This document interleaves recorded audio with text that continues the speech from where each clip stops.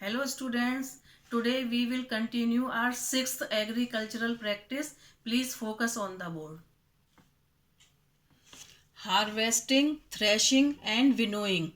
Crops are cut and gathered once they are mature.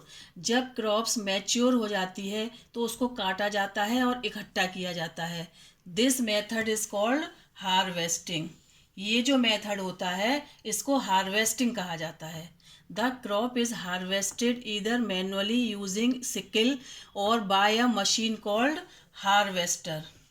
ये जो crops है इसको ये या तो किसान के द्वारा वैसे ही अलग कर दिया जाता है सिकल के द्वारा या मशीन के द्वारा किया जाता है. तो यदि मशीन के द्वारा किया जाता है तो उसको हार्वेस्टर कहते हैं.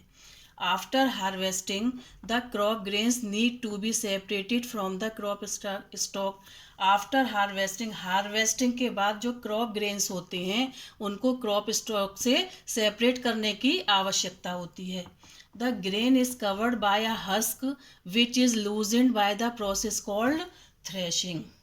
ये जो ग्रेन्स होते हैं ये हस्क के द्वारा यानी भूसे से कवर्ड होते हैं जिसको जो लूज करने का जो प्रोसेस होता है उस प्रोसेस को थ्रेशिंग कहा जाता है.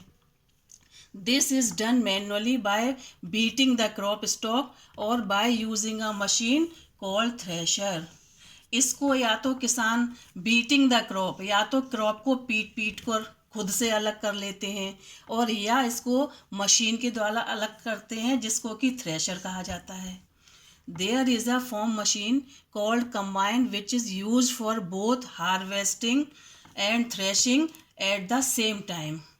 यहाँ पर एक और मशीन होती है जिसको फॉर्म मशीन कंबाइन कहा जाता है.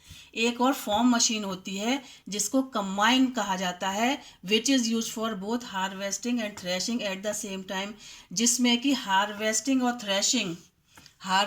एंड थ्रेशिंग दोनों सेम टाइम पर होते हैं. After these two methods husk of grains is left behind called shaft. After these two ये जो ऊपर जो दो मेथड्स बताए गए हैं इसके बाद में हस्क ऑफ ग्रेन यानी अनाज का जो भूसा होता है वो बच जाता है जिसको शाफ कहते हैं. Which is to be separated from the grains, जिसको ग्रेन से सेपरेट करना पड़ता है. Winnowing involves the separation of lighter chaff from the heavier grains.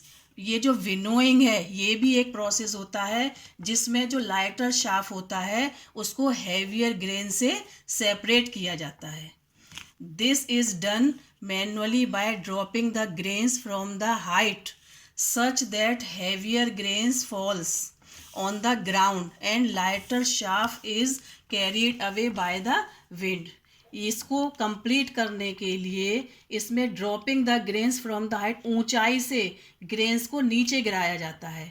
Such that heavier grain, उसमें क्या होता है जो हैवियर ग्रेन्स होते हैं वो तो नीचे ग्राउंड में गिर जाते हैं और जो लाइटर शाफ होता है वो हवा के द्वारा उड़ जाता है, अलग चला जाता है यानी ग्रेन्स अलग हो जाता है और शाफ उससे अलग हो जाता है विनोइंग प्रोसेस के द्वारा.